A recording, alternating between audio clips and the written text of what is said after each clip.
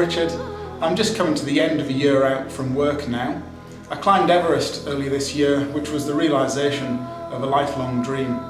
But I think to come back here to Nepal and to climb Baruntse is a more appropriate way of concluding my year out from work. Baruntse is more of what a mountain should be and more of what a mountain experience should be like in the Himalayas. It's going to be so far removed from the chaos and circus of Everest with so many people and so much media attention. Baruntse is remote, it's quiet, it's not climbed very often, and it has a demanding approach trek through wild valleys just to get there. So I'm really excited to come back here and to attempt Baruntse, and I'm looking forward to meeting the rest of the team here in Kathmandu and then getting to know them much better over the next month as we're trekking and climbing in the Himalayas.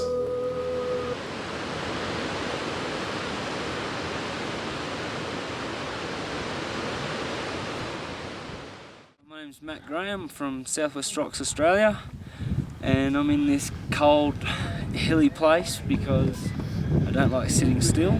I've never been this far away from the ocean before in my life. It's drying me out, I'm starting to get scales. Really enjoying it.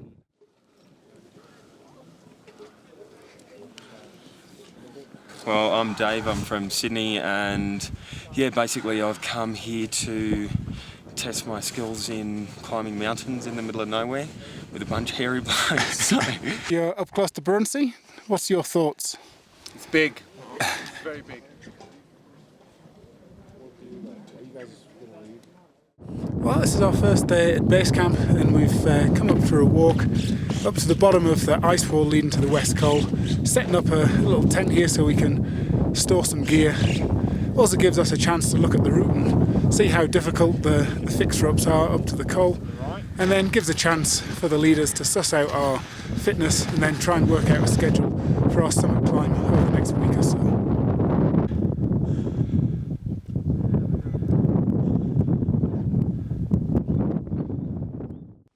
Well, it's the 27th of October and we're leaving base camp now, heading up on our summit push. So we'll be up to Camp 1 today, then acclimatise up to Camp 2 the following day, then move up to Camp 2 and then head to the summit that night. So we're only 3 or 4 days away from summit day. Let's see how we go.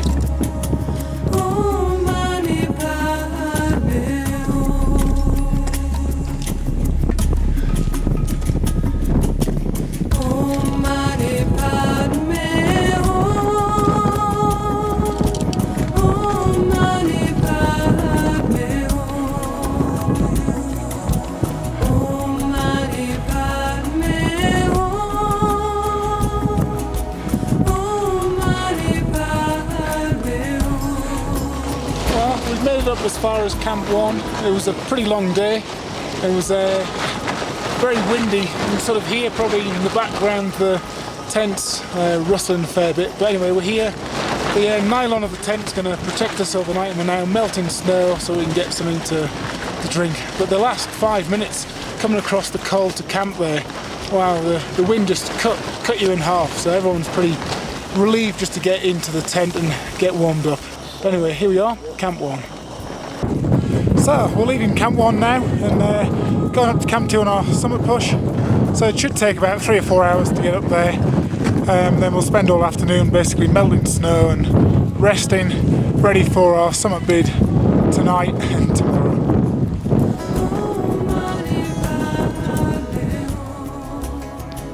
So we're melting snow and having some soup just before darkness here at Camp 2. And headaches. It's 5:15 in the morning and we're about to start our summit push. up to Baruntse. It was building up over 2 or 3 weeks in a way, and you know you're getting closer. And then there was this massive wind. We were 3 in the tent, which increases the tension a bit. You know it's going to be a very, very tough day, the final day. Yeah, it was pretty hectic. I didn't really want to go up. Well, it was a bit of a confusion in the morning. Started off being delayed because of heavy winds, then it sort of turned into no one knows what's going on, and then pretty much turned into let's go if you want to go. And personally, I wasn't going to go, but then I think, yeah, a few things people said sort of made me realise that it's probably now or never. So, yeah, so we went. And finally we left, so that was good then. At least I didn't want to wait anymore. I wanted to get it done. Well, a little bit harder than I was expecting, but It's definitely not, as the brochure says, an easy 7,000 metre peak. It was pretty tough.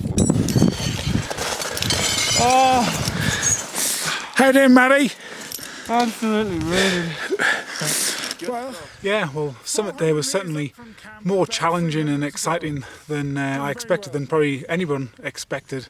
There's an awful lot of up, down and left, right, a lot of steep and exposed terrain, which made it more challenging and more, I guess, more fulfilling. So certainly very glad to have come and experienced this. Yeah, look, yeah, every time you got to the top of something, there was something else to deal with. So yeah, it was a bit of a nightmare.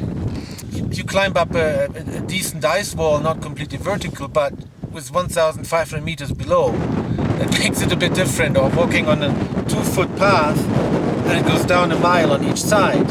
You know you're safe because you're on the rope, but you know, if you make a wrong step, you just hang there somewhere. So, but that was the exciting thing as well. That was more than I've ever done before. And just great that all 11 that set out from high camp got to the top. So it was a wonderful effort and great team spirit. First time I've ever climbed anything. I feel great. Honestly, didn't know how I was going to go, and yeah, I sort of managed to get through and started working out how to deal with the environment and so forth. And definitely something I'm proud of, and will be proud to go home and tell my girls. Yeah, pretty stoked. First attempt, like there and then here, and yeah, really stoked actually. The final summit ridge up to Baruntse Summit. I'm very glad to have come here and experienced Baruntse, and very proud to have got to the top. Yeah, no, definitely would go through it again. Just have to get some more cash and some more holidays saved up. Yeah, absolutely. Yeah, I'll definitely be doing it within the next year or two. Hopefully something bigger and better. Now I'm very proud, but it needs a day or two as well. Now I can think of climbing other mountains again as well. But only a day or two after, once you're in the back in the base camp, you look up and you're proud of that you went all the way up and what you went through. So I'm sure suffering is part of the whole thing. It's not easy fun. It's not meant to be. It's not like other sports where you enjoy the process at each and every moment. It is what I was looking for, reaching my limits anyway. So I'm very happy now. Yeah, well, future, I don't know. It seems the more times I come here, the easier it is to acclimatise, but it seems the harder it is physically just to keep moving up. After a couple of weeks back in normal life, I'm sure I'll be raring to come back. There's always different challenges here, but the Himalayas are just wonderful, fantastic. So I'm sure I will be back again to enjoy the wonderful natural beauty of the Himalayas.